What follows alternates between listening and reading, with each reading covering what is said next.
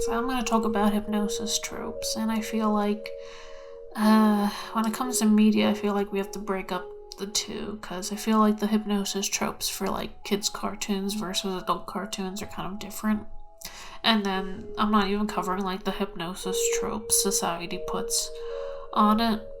But I'll break it up into those three sections now. Hypnosis tropes for kids are kind of different from like adult shows. I don't know why. I guess it's like, oh, we're now catering this to adults. It has to be mature. We have to take a mature take on it. But so for kids, I feel like it's mostly just a plot device. I mean, for adult stories, it's also kind of a plot device. But even for little kids, it's usually more. So for some reason in kids' cartoons, it seems to be just a quick fix or a quick change in how the story's going that they just added in there. The villain uses it to brainwash, I don't know, the protagonist friend, and then the friend's evil and they fight, and then the friend is on brainwash and everything's happy and the villain's defeated. That's usually how it goes. It's just, we need conflict and let's just use it as a magic power.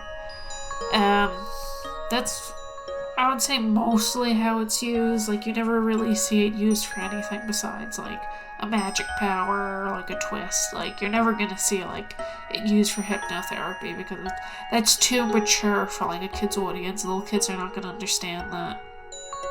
So that's usually how it is for kids. It's like, I have not seen a time when it's not used as a plot device or for, like, a magic power that the villain has, and it's always the villain. There has never been, probably no times when it's used not by like an evil villain. If you could find a kid's cartoon where an evil villain doesn't use hypnosis, let me know. But mostly it's just used by evil villains, and it's evil and it's spooky and it's mind control. You have no powers. I mean, if you could think of like all the most exaggerated stuff, that's for kids' cartoons. And I don't think I could get really in-depth with it because kids' cartoons don't get very in-depth with it. So now I'm going to move on to like mature adult-themed media.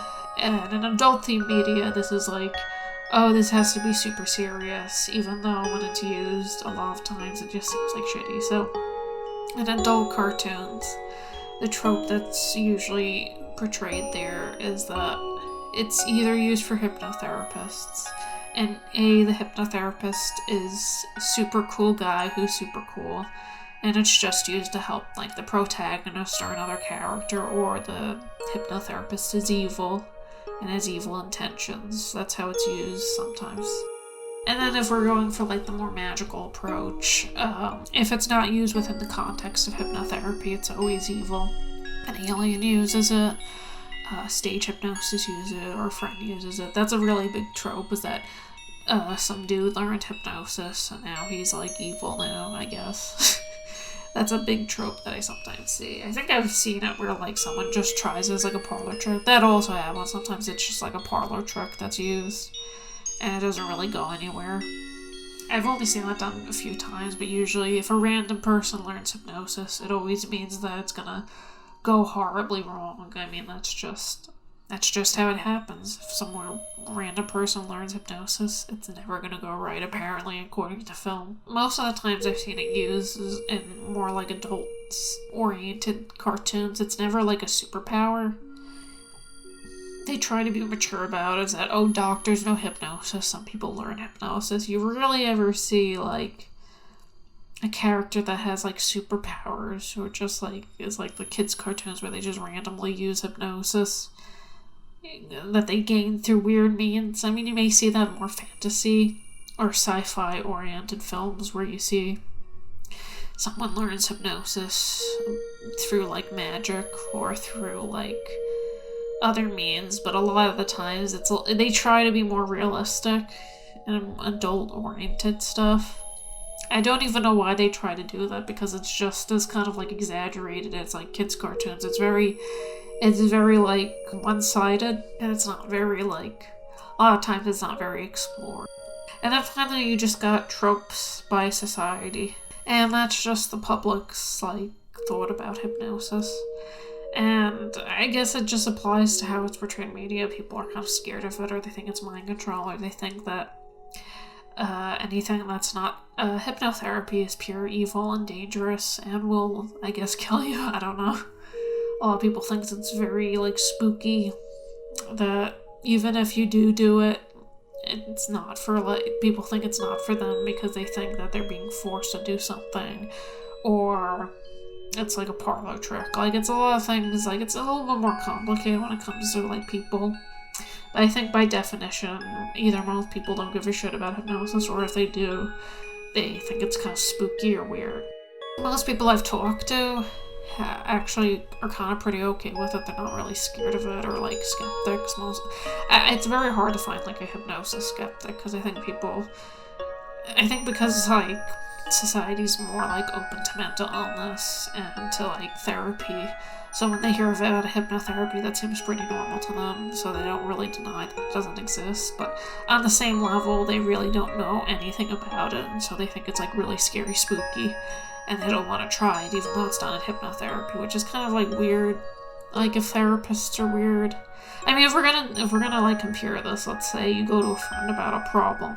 Sure, they're not a doctor, but I mean, a person who does recreational hypnosis isn't a doctor. If you go to, like, a friend about a problem, then you could try recreational hypnosis. It's like, you don't need like a qualification to do recreational hypnosis or have a fun time. Like, hypnosis is not just limited to just doctors. You could do it for fun, and you could do it extremely safely if you know what right things to do.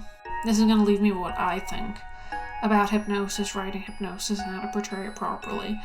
And here's the thing, I feel like it's very hard to do. Like, even I've had, like, a lot of trouble writing it, because it's like, when you do try to write about it, even if you know, like, how to do it, you feel like you're going to rely on tropes. Like, I've talked to people who write about hypnosis. They either just do stage hypnosis, or they talk about a cult or something that's very, like, stereotypical.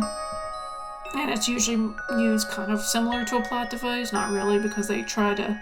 I know a lot of people who try to, like, make it more serious. They try to make it more realistic, but I feel like it's very hard to write it, but make it into the story itself. You see, that's the problem with hypnosis, because it's such a complex thing. It's so vague, too. You could use it as something to, like, move the story forward, but making it take up the whole entire story and be the main drive of the story, I feel, is more difficult. I feel like I could understand why it's become so tropey. I mean, the tropiness is just exists there because it's not very understood and it's an easy plot device, but I also feel like writing in a more serious manner, and even if you know a lot about it, I feel like writing about it is it's very complicated, because you're trying to, like, take a sort of very vague, sort of huge encapsulating, like, idea that what hypnosis is, and then try to work it into a story and make the whole story about it.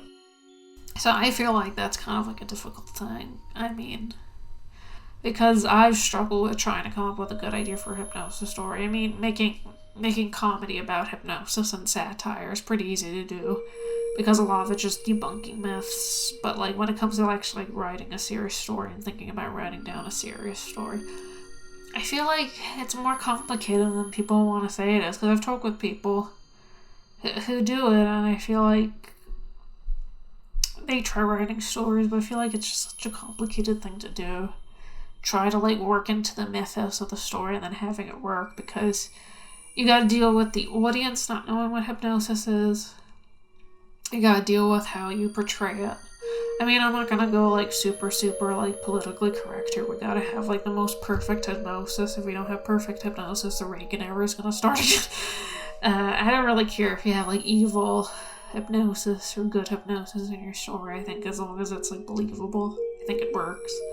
I do think we need more, like, positive portrayal of hypnosis, or at least, like, have a more, like, neutral. Like, I don't even care if it's positive, just realistic. Like, we need something out there that's a little bit more. I do think it's possible, but it's also, I feel like, just understanding how hypnosis works and understands how that writes into a story. I feel like it's possible, And yeah, I do feel like we should focus on something that's not just self-help hypnosis or hypnotherapy, because that takes up almost all the serious hypnosis stories, and it's kind of annoying. Like, I want to see a focus on something else, and something that doesn't like portray stage hypnosis or recreational hypnosis as evil. But yeah, that's my take on tropes. But yeah, I'm kind of like interested. If anyone's like inspired to write something, let me know. I would love to read it, because that would be pretty cool. But yeah, that's my take on it. See ya.